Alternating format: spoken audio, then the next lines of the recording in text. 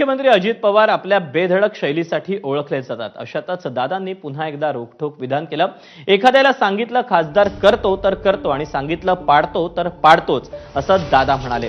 त्यामुळे मी इतरांच्या कामात लक्ष घालत नाही असं अजित दादांनी म्हटलं. एखाद्याला सांगितलं खासदार करतो तर करतो, मी एखाद्याला सांगितलं ह्याचा काटा काढतो तर काढतो, मी एखाद्याला सांगितलेला पाडतो तर पाडतो, पाडतोय नाही. तर त्याच्यावर मी तुमच्या कामात लक्ष घातलंय. बारामतीत गेले की अजितदादा गावाकडल्यासारखं बोलतात. याचाच प्रत्यय बारामतीतल्या भाषणात पुन्हा एकदा आला.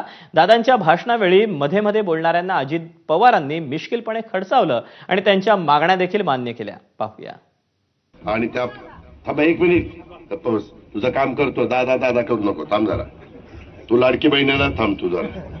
तर मी बोलल्यावर तुझे तोपर्यंत मुळीक तिच्याशी बोलून घ्या, तिचं काय काम असेल ते आपण मार्गी लावू.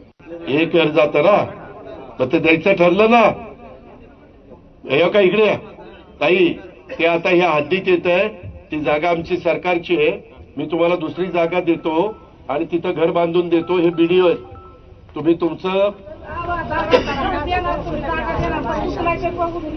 एक मिनिट त्याचा एक मिनिट, आता तुम्ही हातपाय पसरू नका.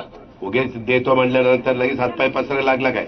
पहिल्यांदा तुमचं काय लगेच घर होय कॉन्ट्रॅक्टर त्यांचं घर लगेच काढावं लागतंय का? हा थांबा, नवीन घर होईपर्यंत तुम्ही त्या घरात राहायचं आणि नवीन घर झाल्यावर तिथं वास्तुशांती घालायची, मला जेवायला बोलवायचं. अरे थांब रे, काय तुला जर बोलायला संधी दिली गेली नाही तुम्हाला सुरू सुरू करता.